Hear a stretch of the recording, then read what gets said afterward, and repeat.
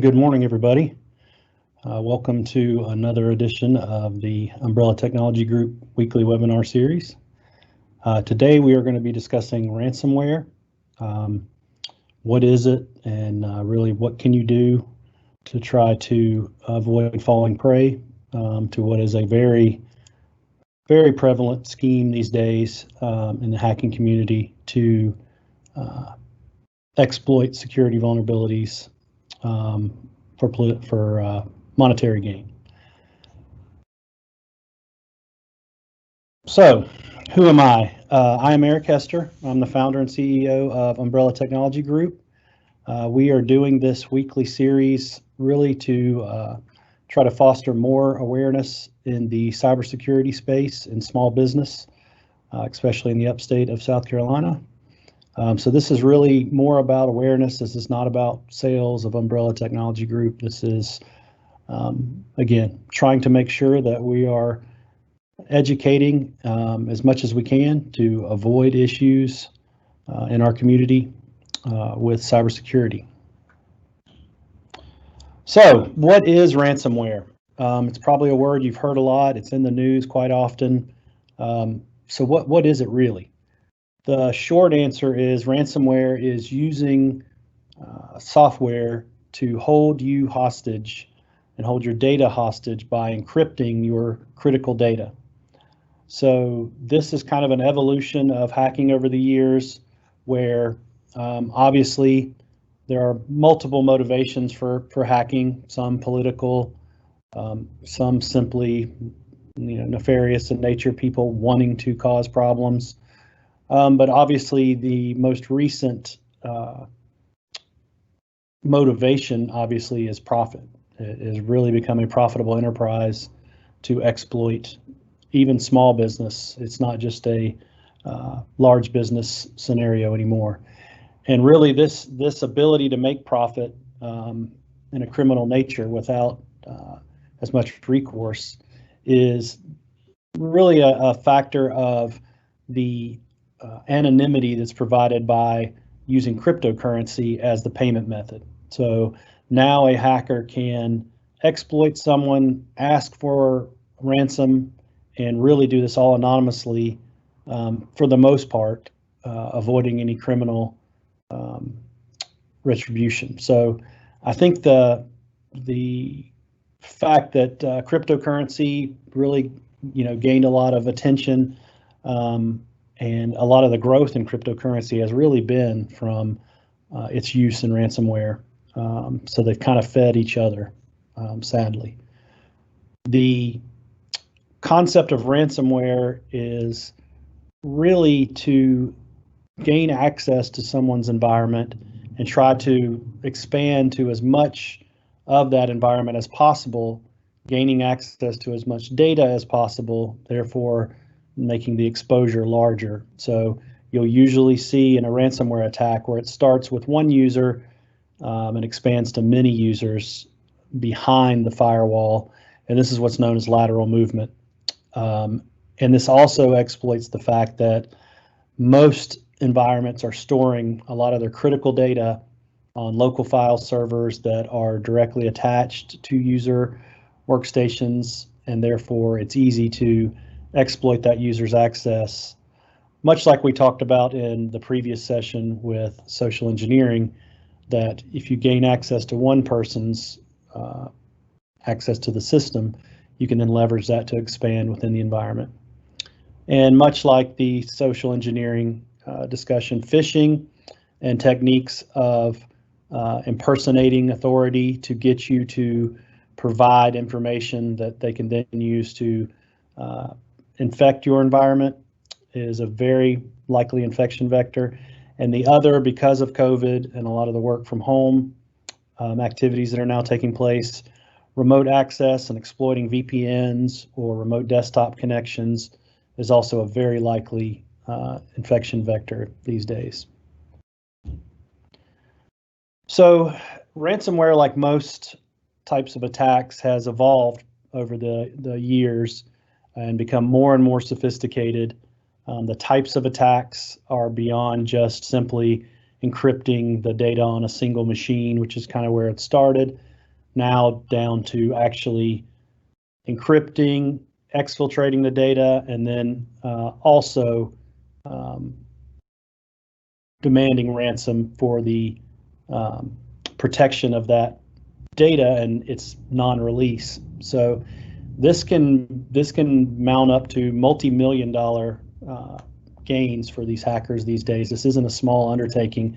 This is an actual business undertaking for many hacking groups now, and leads to a massive amount of profit for them. So because of that, the sophistication of these attacks has grown.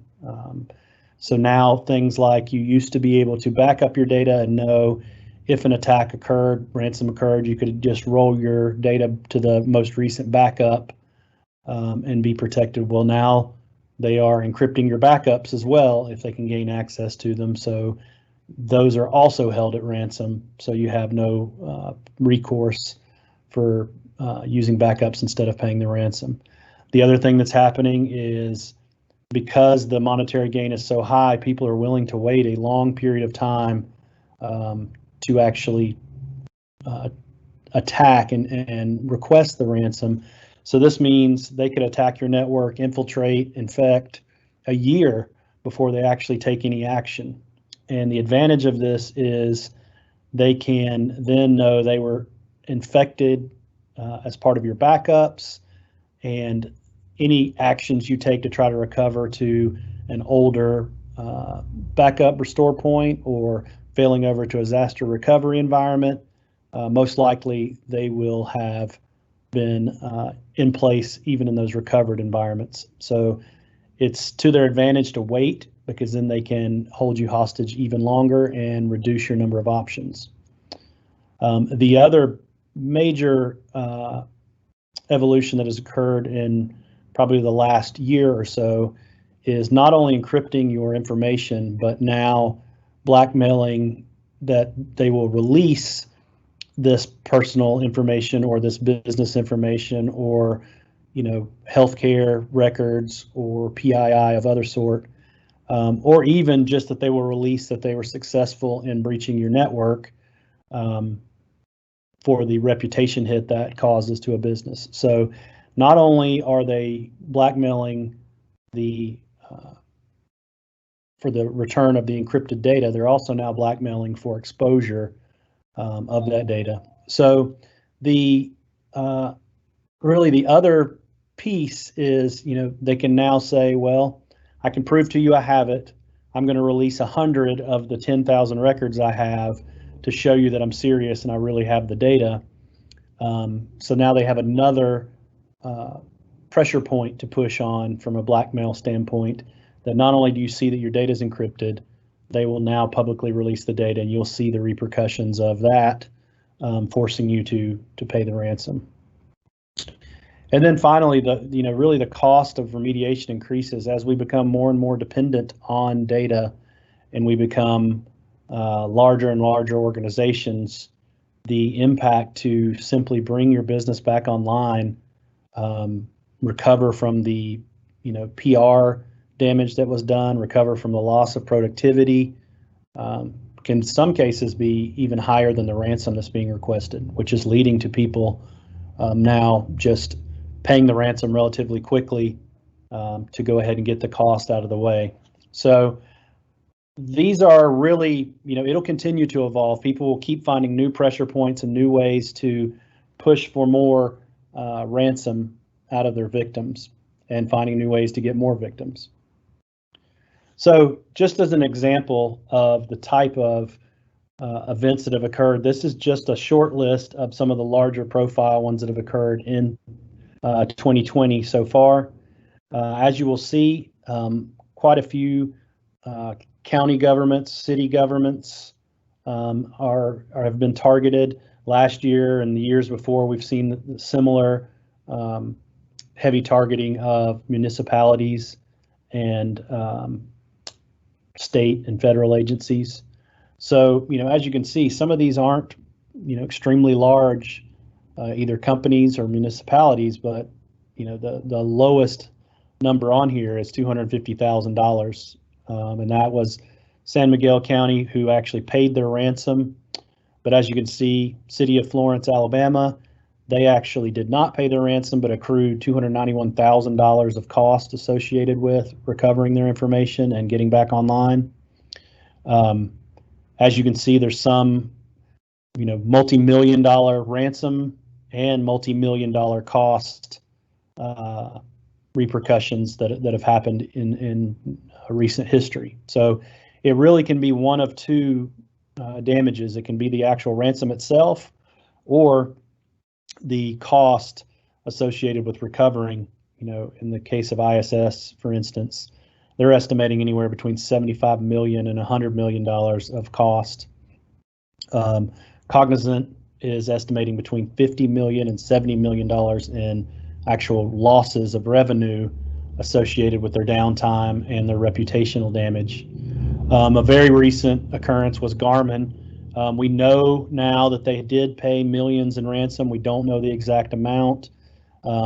However, we know that their services were completely offline for days and in some cases weeks, depending on the service. And that will lead to untold losses in actual revenue, as well as the reputational damage of a data-intensive business like Garmin, who is holding your personal records around your exercise activities. The trust is gone now. So who knows what the losses will amount to from that standpoint. And then the most recent that you can go read about in the news right now that has been very transparent, and they have shared a lot of information about, is CWT. It is a travel company. They paid, it depends on where you look, anywhere between $4.3 and $4.5 million in ransom and cost. And they did it quickly because they very quickly realized the risk and the cost could mount well beyond that in a matter of days for them and could drive them out of business. So let's explore that one a little more. 30,000 computers were supposedly compromised, according to the hacker. CWT says potentially it was less, but regardless, a extremely large number. The particular group and software used was Ragnar Locker, which also makes a copy of the data that they could potentially expose. As I said, this was a very high profile, very expensive ransom. They actually asked for tens of millions of dollars up front. The IT professional at CWT actually negotiated them down to the $4 million number. And the very interesting thing that shows, and I would encourage you to go look at the full news stories associated with this was done in a very professional manner.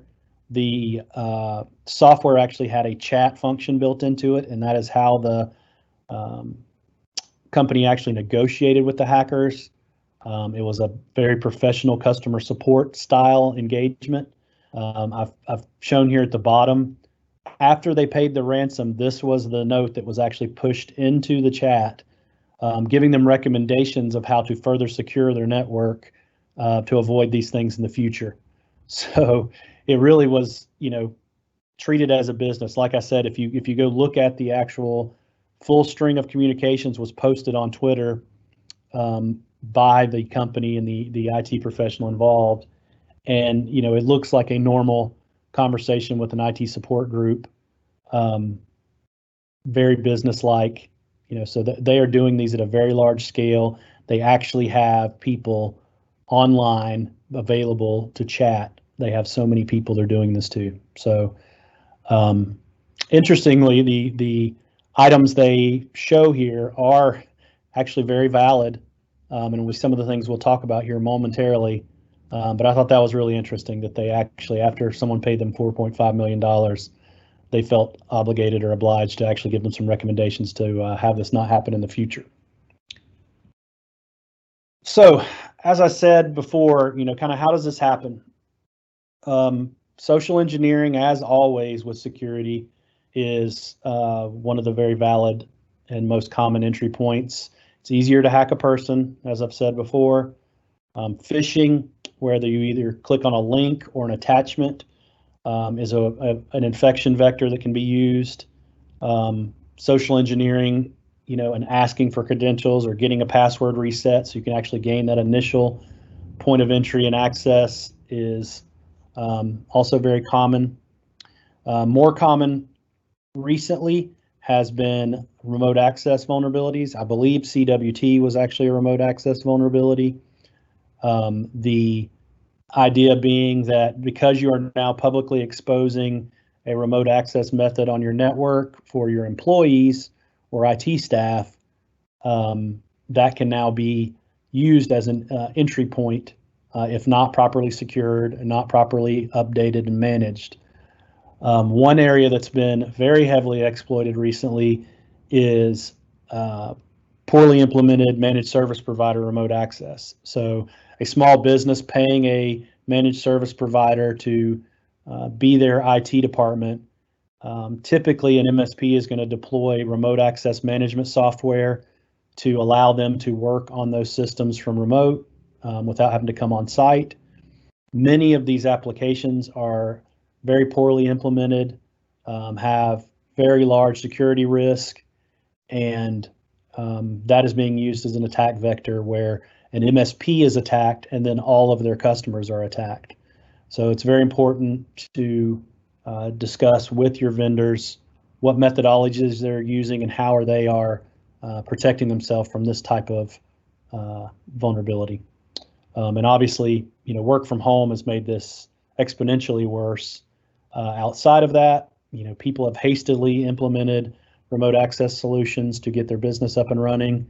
And if it's convenient and easy for an employee to use, it's most likely convenient and easy for a hacker to exploit to get their software in place to then do what I have here at the bottom, which is land and expand. They get to one workstation and they use lateral movement to infect as many workstations as they can, thereby gaining as much access as possible to as much data as possible, which is why when you look at CWT and you say, why in the world did they have to infect 30,000 workstations? Well, they didn't have to, but you can be certain that it took probably 10, 20 of those to gain them the right level of access to get to all of the data necessary. So they can get to someone with limited access, which then gets them to someone with more access, and climb the ladder to ultimately gain full access to the platform. So it's really a kind of a small chink in the armor is found. They get their way in, and then they are now infecting from the inside. So again, it's very important to look at your exposure, do risk management, and understand, what vulnerabilities you have that could be very quickly snowballed into a large ransom scenario, like I've explained in the previous slides. Okay, so I've probably done a pretty good job of scaring you at this point that it sounds like a horrible problem that can very quickly put you out of business, cost a lot of money. It's hard to defend. So what can you do? Well, as always, the number one thing is if you're here listening to this today, you're already going down the right path of training and awareness, understand what the problem is so you understand how to solve it. Continual education around the types of attacks that can occur, the types of remediation and patching and fixes you can put in place to avoid these. Things like proper email filtering, improving your remote access policies. You may have gone out there and done a hasty job of remote access just to get yourself back operating. Now's the time to go back and look at that, shore your policies up, tighten it down as much as you can. You want to be as specific as you can in your access policies, denying everything and only allowing those things should happen. If you have users that should never log in through remote access, limit their ability to do so. That's less users that can be exploited, less passwords that can be exploited, less entry points for the attackers. The other thing that's very important to do is isolate your privileged users. If you have people in your IT department or your managed service provider or your executives that have full access to the network, don't have that be their primary user ID that has that level of access. You want to do multiple escalated users where you say their normal user that accesses their email, accesses their day-to-day operations, doesn't have anything, passwords, change access control policies.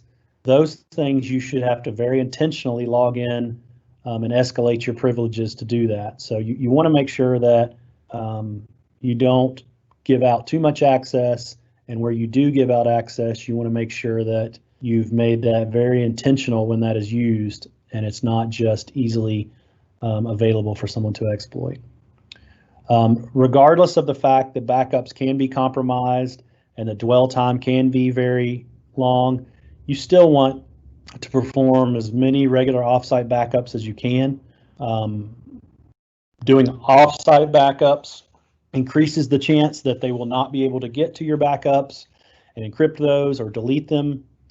And even if they do, that's a lower percentage chance that they're going to get access to your backups than they are your production traffic. So it's still a good practice, even though it's not foolproof. Same thing goes for your DR and business continuity plan. You're going to have a period if you get ransomware attacked where you don't have access to your data. You need to have the ability to have a plan B where people can access what is still available, whether it's internet-based data on SaaS applications, whether it's just the internet, whether it's paper processes get reinstituted. You don't want to be scrambling to figure out how to continue to operate your business while you're figuring out the IT problem you have. So having a staged plan that you can go to quickly without having to think too much about what you have them outlined clearly. That is, very high risk scenario for your business, just like fire, flooding, a lot of the natural disaster type activities that can put you out of business. Cyber liability is becoming a key element that you can't avoid, just like you can't avoid some of the other liability insurances that are out there. So I would very much advocate for cyber liability insurance. You don't have to get millions and millions of dollars. You can get smaller policy that at least keeps you where you potentially have the ability to pay the ransom, you have the ability to pay for your remediation cost, you have the ability to pay for any of the fines and other items that may occur as part of that. So I highly encourage everyone to, kind of have your plan B. You want to do all these other things so it doesn't happen, but it could happen. And if it does, insurance is what's going to protect you financially.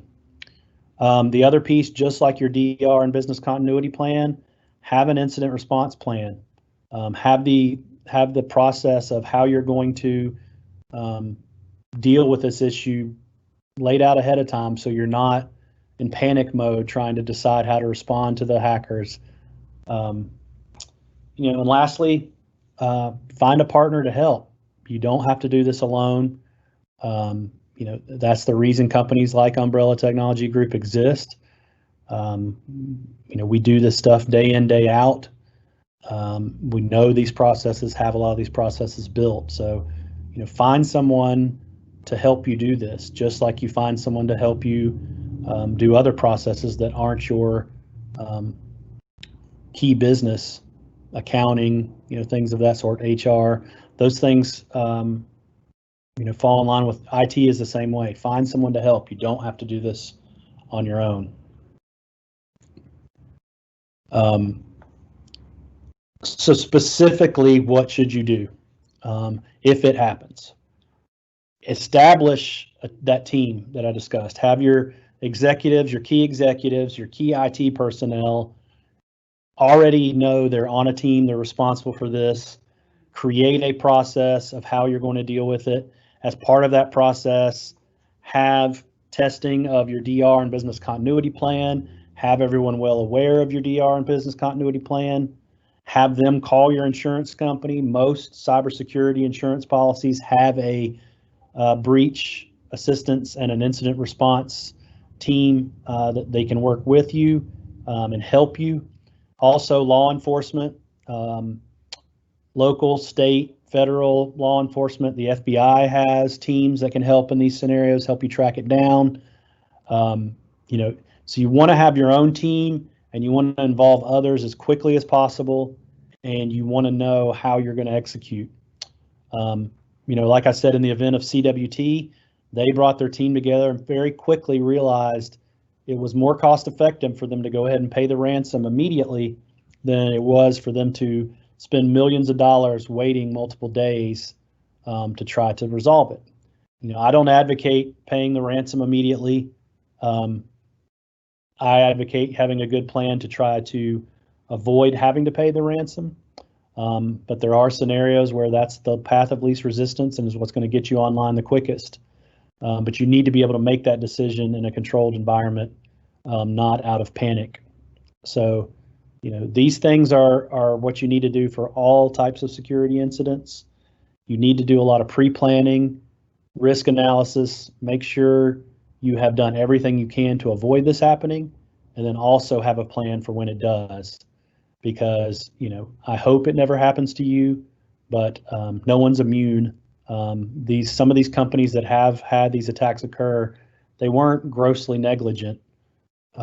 These hackers have nothing on their mind but how to attack your network, whereas an IT department, they have many things to think about. So it can happen to you, it can happen to anybody. But the more you pre-plan, the more you try to remove as many scenarios for them to exploit as possible, and then have a good response plan in place, the better you can come out of these scenarios were they to happen. Again, this is what Umbrella Technology does. This is what we are happy to talk to you guys about if there's anything we can do. But most importantly, we want to make sure people are at least thinking about these things and not waiting until it happens to try to solve it. So I do not see any questions queued up in the Q&A section. If you have anything that you think of as a result of today's webinar, feel free to ask it on social media. My email will be available at the end of this webinar. Feel free to contact me, contact us by phone, by information on our website. We want to help. We want to, at a minimum, increase awareness and reduce the impact of activities like this. So please reach out. Please let us know if there's anything we can do or there's any further education we can do to help you in your business. And with that, we'll call this one done for today. Again, we do this every Tuesday. We'll have another one next week. These are all available online on our YouTube channel. We post them pretty much immediately after the webinar completes. So you're welcome to go back and look at our previous sessions. We're trying to put a good library out there for a basic small business cybersecurity education. So please join us again next week. We look forward to sharing more information with you, and we look forward to hearing from everybody. Have a good week.